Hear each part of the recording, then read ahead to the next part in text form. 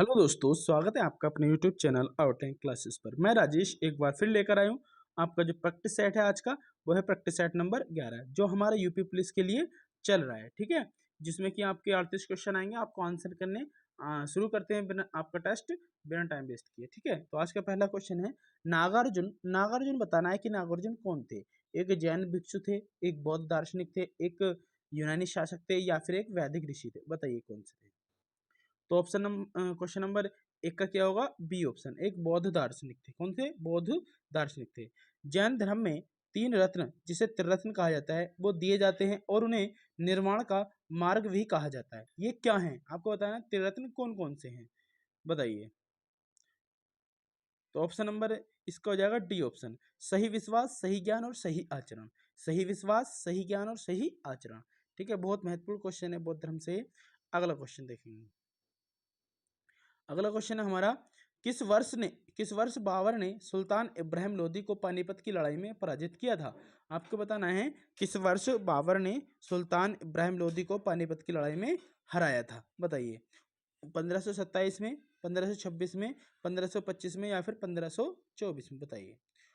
Question number 103 का option सही option होने वाला है ऑप्शन बी ऑप्शन। 1526 में बाबर ने सुल्तान इब्राहिम लोदी को पानीपत की लड़ाई में हराया था। ठीक है, 103 का बी ऑप्शन हो जाएगा 1526। नेक्स्ट क्वेश्चन देखेंगे। नेक्स्ट क्वेश्चन हमारा, विजयनगर विजयनगर राज्य किस नदी के किनारे स्थित है।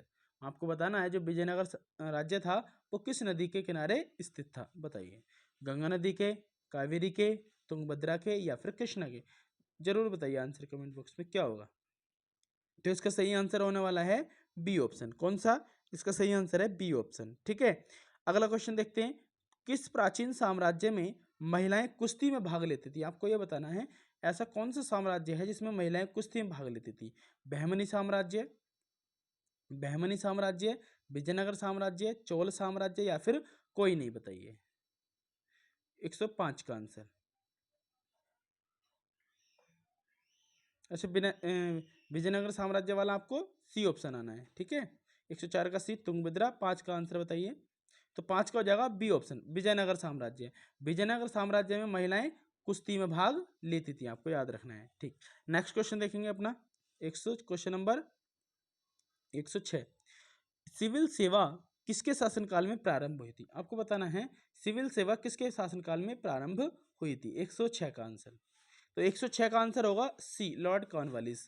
किसके समय में हुई थी, लॉर्ड कॉर्नवालिस के समय में शुरू हुई थी सिविल सेवा। अगला क्वेश्चन देखेंगे। भारत में किस गवर्नर जनरल को स्थानीय स्वशासन का पिता कहा जाता है। बहुत महत्वपूर्ण क्वेश्चन है, आंसर बताइए। भारत में किस गवर्नर जनरल को स्थानीय स्वशासन का पिता कहा जाता है। बताइए। तो कौन सा होगा, लॉर्ड वेलेजली होगा, लॉर्ड कैनिंग होगा, या लॉर्ड विलियम बेंटिक होगा, या फिर लॉर्ड रिपन होगा। बताइए 107 का सही आंसर क्या है आपको पता है। इसका ज्यादातर बच्चों का सही आंसर है लॉर्ड रिपन। ठीक है, नेक्स्ट क्वेश्चन देखेंगे। हिंदू विवाह हिंदू विधवा पुनर्विवाह अधिनियम 1856, जिसे 1856 भी कहा जाता है, अधिनियम 1856 भी कहा जाता है, 26 जुलाई 1856 को लागू हुआ, जिसे लॉर्ड मतलब किसके द्वारा लागू किया गया था। कौन सा अंग्रेजी शासक था। बताइए। तो हॉर्डिंग था, लॉर्ड हॉर्डिंग था, ऑकलैंड था, केनिंग था, या फिर मेटकॉफ था। बताइए कौन सा था। तो इसका सही आंसर होने वाला है सी ऑप्शन, लॉर्ड केनिंग के द्वारा ये विधवा पुनर्विवाह अधिनियम 1856 लागू हुआ था। किसके, लॉर्ड केनिंग के द्वारा। अगला क्वेश्चन देखेंगे। भारतीय संविधान के किस अनुच्छेद के तहत उपराष्ट्रपति का चुनाव होता है। आपको बताना है ऐसा कौन सा आर्टिकल है जिसमें उपराष्ट्रपति के चुनाव का वर्णन कर रखा है। अनुच्छेद 54, अनुच्छेद 63, अनुच्छेद 66, अनुच्छेद 74। बताइए। 109 का सही आंसर होगा अनुच्छेद 66, सी ऑप्शन। ठीक है, कौन सा होगा, सी ऑप्शन। आप आंसर जरूर बताने कितने आपके सही हो रहे हैं। नेक्स्ट क्वेश्चन देखेंगे अपना। मृत्युदंड के मामले में क्षमा देने का अधिकार किसे है। मृत्युदंड के मामले में जो क्षमा देने का जो अधिकार है वो किसे है। प्रधानमंत्री को है, राष्ट्रपति को है, मुख्य न्यायाधीश को है, भारत के महान्यायवादी को। बताइए। तो इसका सही आंसर क्या होना चाहिए। 110 का सी ऑप्शन। कौन सा 110 का, सॉरी बी ऑप्शन, राष्ट्रपति को। किसको है, राष्ट्रपति को। नेक्स्ट क्वेश्चन देखेंगे अपना। नेक्स्ट क्वेश्चन है, लोकसभा में सदस्यों द्वारा निजी विधेयक पेश करने की सूचना अवधि क्या है? मतलब कितने दिनों के भीतर वे निजी विधेयक पेश करने की सूचना दे सकते हैं, बताइए। 111 का आंसर, 1 माह, 3 माह, 5 माह या फिर 6 माह, बताइए। नेक्स्ट क्वेश्चन, इसका आंसर बताइए। 111 का सही ऑप्शन है आपका ए ऑप्शन, 1 माह के अंदर निजी विधेयक पेश करने की सूचना दे सकते हैं।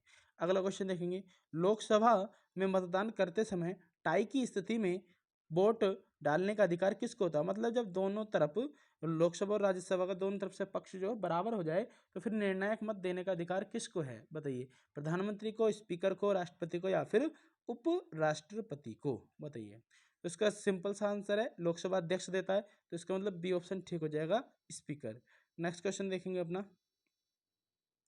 इनमें से कौन सा एक महान हिमालय या हिमाद्री में पर्वत शिखर नहीं है? आपको बताना है महान हिमालय हिमाद्री में पर्वत शिखर कौन सा नहीं है। Mount Kanchenjunga, mount Makalu, mount Nag Tibba या फिर माउंट नंदा देवी, बताइए। तो 113 का आंसर क्या होना चाहिए?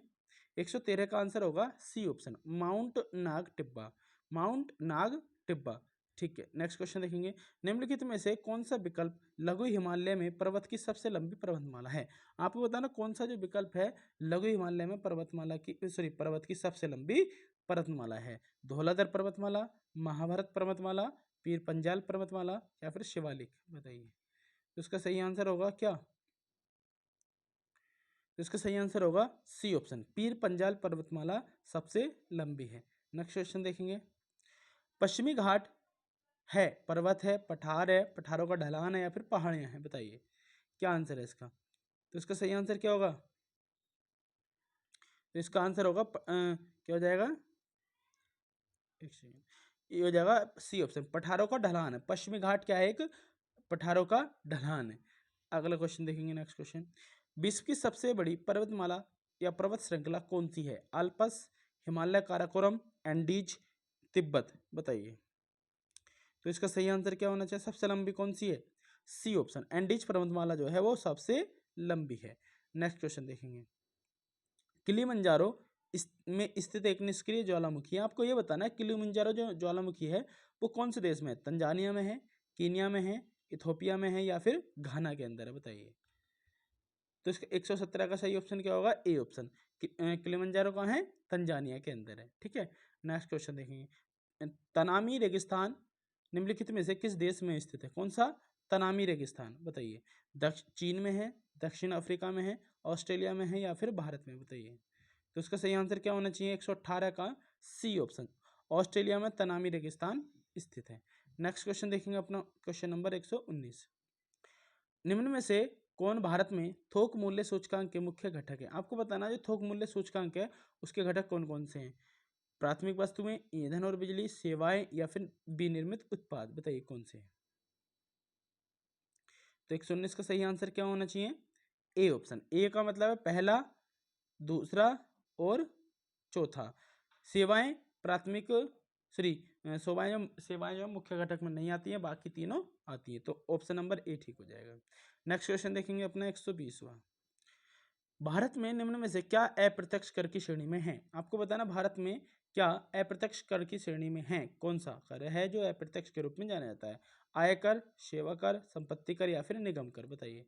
120 का सही आंसर क्या होना चाहिए? 120 का सही आंसर है आपका सेवा कर। कौन सा? सेवा कर। नेक्स्ट क्वेश्चन देखेंगे अपना, है ना, भारत में आयकर को कहा जा सकता है? आपको बताना है कि भारत में जो आयकर है उसको क्या कहा जा सकता है? प्रत्यक्ष और समानुपाती, प्रत्यक्ष और प्रगामी, अप्रत्यक्ष और समानुपाती, अप्रत्यक्ष और प्रगामी, बताइए। तो इसका सही आंसर क्या होना चाहिए? 121 का सही आंसर होगा बी ऑप्शन, आयकर को प्रत्यक्ष और प्रगामी कर कहा जा सकता है। नेक्स्ट क्वेश्चन देखिए, अलीगढ़ जो है वो किस लिए प्रसिद्ध है? आपको बताना, मिठाइयों के लिए, चूड़ियों के लिए या कांच की वस्तुओं के लिए या फिर तालों के लिए, बताइए। तो अलीगढ़ प्रसिद्ध किसके लिए है? तो भैया ये पता ही है सभी को, क्या ऑप्शन होना चाहिए इसका? तालों के लिए प्रसिद्ध है। कौन से लिए? तालों के लिए। नेक्स्ट क्वेश्चन देखेंगे अपना, क्वेश्चन नंबर 123, उत्तर प्रदेश राज्य में कौन सा शहर पीतल के बर्तन और हस्तशिल्प के लिए जाना जाता है? सहारनपुर, मुरादाबाद, आगरा या फिर लखनऊ, बताइए। 123 का सही आंसर क्या होगा? आपको सब पता है पीतल नगरी के नाम से जाना जाता है क्या, मुरादाबाद, तो इसका बी ऑप्शन मुरादाबाद ठीक होगा। नेक्स्ट क्वेश्चन देखेंगे, इनमें से कौन सा स्थान धातु की कला, रंगीन तामचीनी और जटिल नक्काशी के लिए प्रसिद्ध है। आपको बताना है धातु की कला, रंगीन तामचीनी और जटिल नक्काशी के लिए प्रसिद्ध है। उत्तर प्रदेश में लखनऊ, उत्तर प्रदेश में वाराणसी, उत्तर प्रदेश में मुरादाबाद या फिर उत्तर प्रदेश में खुर्जा। आंसर बताइए कौन सा होगा इसका सही। तो 124 का सही आंसर क्या होना चाहिए, 124 का सही आंसर है सी। फिर दोबारा से उत्तर प्रदेश में जो मुरादाबाद है वो किसके लिए है, रंगीन तामचीनी और जटिल नक्काशी के लिए प्रसिद्ध है। नेक्स्ट क्वेश्चन देखेंगे अपना, उत्तर प्रदेश में एकमात्र तेल रिफाइनरी कहाँ स्थित है। ये बहुत बढ़िया क्वेश्चन है, पता भी होगा, बताइए कौन सा है।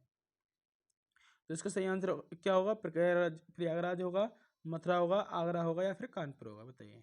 तो इसका सही आंसर होगा कहाँ, मथुरा में एक रिफाइनरी स्थित है। ठीक है, अगला क्वेश्चन देखेंगे, अगला क्वेश्चन है क्वेश्चन नंबर 126, उत्तर प्रदेश का निम्न में से कौन सा जिला काली मिट्टी के बर्तनों के लिए प्रसिद्ध है। आपको बताना कौन सा ऐसा जिला है जो काली मिट्टी के बर्तनों के लिए प्रसिद्ध है। वाराणसी, आजमगढ़, बुलंदशहर या फिर बाराबंकी, बताइए। 26 का होगा आपका बी ऑप्शन। ठीक, कौन सा, बी ऑप्शन। जो वाराणसी है वो काली मिट्टी के बर्तनों के लिए प्रसिद्ध है। क्वेश्चन नंबर अगला देखेंगे 127, उत्तर प्रदेश का कौन सा शहर अपने ब्रास बैल के लिए पूरे विश्व में प्रसिद्ध है। उत्तर प्रदेश का कौन सा शहर अपने ब्रास बैल के लिए पूरे विश्व में विख्यात है, बताइए। 127 का सी ऑप्शन, सॉरी 127 का आएगा डी ऑप्शन, जेलसर, जलेसर। क्या ऑप्शन है इसका, जलेसर ब्रास बैल के लिए प्रसिद्ध, कौन सा, जलेसर। ठीक है, नेक्स्ट क्वेश्चन देखेंगे अपना 128, 128 क्या है, 14वीं शताब्दी की प्रसिद्ध मस्जिद, 14वीं शताब्दी की जो प्रसिद्ध मस्जिद थी जिसे अटाला मस्जिद कहा जाता है, उत्तर प्रदेश के किस शहर में स्थित है, बताना है। अटाला मस्जिद कहाँ स्थित है, बताइए। 128 का सही आंसर क्या होना चाहिए, अयूबगंज होना चाहिए, हैदराबाद या फिर जौनपुर या फिर फतेहपुर, बताइए। 128 का सही आंसर होगा आपका ऑप्शन नंबर सी ऑप्शन, कौन सा होगा, सी ऑप्शन, जौनपुर में अटाला मस्जिद स्थित है। अगला क्वेश्चन देखेंगे, अगला क्वेश्चन हमारा, माइक्रोसॉफ्ट वर्ड 2016 प्रलेख डॉक्यूमेंट में सामग्रियों की तालिका प्रविष्ट करने के लिए आपको मेन्यू टैब पर जाना होगा। कौन से मेन्यू टैब पर जाना होगा, लेआउट पर, डिजाइन पर, रेफरेंस पर या फिर इंसर्ट पर, बताइए। तो इसका सही आंसर कौन सा होगा, इसका सही आंसर होगा 129 का डी ऑप्शन, इंसर्ट पर आपको जाना पड़ेगा। नेक्स्ट क्वेश्चन देखेंगे, आपसे पूछा टीसीपी का पूर्ण रूप क्या है, क्योंकि कंप्यूटर के 4 से 5 क्वेश्चन आने ही आने हैं, वही कंप्यूटर के क्वेश्चन है। टीसीपी का पूर्ण रूप क्या होगा, transmission transmission career package, terminal control protocol, transmission control protocol, transport control protocol, बताइए। इसका सही आंसर होगा 130 का क्या होगा सही answer, C option, transmission control protocol, ये इसका सही आंसर होगा। अगला क्वेश्चन देखेंगे, स्टार टोपोलॉजी में कंप्यूटर को संयोजित करने के लिए निम्नलिखित में से किस उपकरण का प्रयोग किया जाता है। आपको बताना है कंप्यूटर को एक सजाने की एक प्रक्रिया होती है जिसको टोपोलॉजी कहते हैं। तो स्टार टोपोलॉजी में किस प्रकार का प्रयोग किया जाता है, बताइए। हब का, रिपीटर का या फिर ब्रिज का या फिर राउटर का, बताइए। 131 का 131 का सही आंसर होगा आपका हब का, ए ऑप्शन। नेक्स्ट क्वेश्चन देखेंगे अपना, कंप्यूटर से है, सीपीयू का वह भाग जिसमें सर्किटरी लगा होता है और जहां जो संग्रहित प्रोग्रामों को पूरा करने में या निष्पादित करने के लिए पूरे कंप्यूटर सिस्टम को निर्देशित करता है या करने के लिए विद्युत संकेतों का प्रयोग करता है, उसे किस नाम से जाना जाता है, बताइए। तो इसका सही आंसर क्या होगा, 132 का 132 का सही आंसर है ए, कंट्रोल यूनिट। जो सीयू होता है हमारा कंट्रोल यूनिट, वो यही काम करता है। ठीक है, अगला देखेंगे नेक्स्ट क्वेश्चन आपका, मल्टीटास्किंग ऑपरेटिंग सिस्टम का अर्थ है। आपको बता मल्टीटास्किंग ऑपरेटिंग सिस्टम का क्या अर्थ है, 133 का सही ऑप्शन होगा आपका कौन सा, सी ऑप्शन, कौन सा होगा, सी ऑप्शन, बहुत से प्रोग्रामों को एक साथ संचालन किया जा सकता है। अगला क्वेश्चन देखेंगे, क्वेश्चन नंबर 134, नदी का बहता हुआ जल किस प्रकार की ऊर्जा संवहन करता है। आपको बताना है जो नदी में जल बह रहा है वो किस प्रकार की ऊर्जा संवहन करता है, गुरुत्वीय, स्थितिज, विद्युत या फिर गतिज, बताइए। 134 का सही आंसर क्या होना चाहिए, आपको पता है जब गति कर रहा है तो कौन सा होगा, गतिज ऊर्जा। ठीक है, अगला क्वेश्चन देखेंगे, अगला क्वेश्चन है क्वेश्चन नंबर 135, प्रकाश के पथ में एक वस्तु के आने पर छाया का निर्माण होता है, क्या आना चाहिए? पारदर्शी आने पर, पराभासी या प्रकाशमान या फिर अपारदर्शी? बताइए छाया का निर्माण कब होगा? तो 135 का सही आंसर होगा डी ऑप्शन। अपारदर्शी वस्तु आ जाए बीच में तो वहां छाया का निर्माण हो जाता है। एप्सम का औद्योगिक नाम क्या है? आपको बताना एप्सम का औद्योगिक नाम क्या है? Magnesium sulphate, ferrous sulphate, lead oxide या फिर लेड पेरोक्साइड? बताइए। तो इसका सही आंसर क्या होने वाला है? 136 का। 136 का सही ऑप्शन है ए ऑप्शन, मैग्नीशियम सल्फेट। क्या होगा? Magnesium sulphate. 137, 137 में कौन देखेंगे आंसर? निम्नलिखित में से कौन सा ठोस है? आपको बताना है कि कौन सा ठोस है। क्लोरोफॉर्म ठोस है या फिर आयोडोफॉर्म या फिर एथिल एल्कोहल या फिर ईथर? बताइए कौन सा होगा?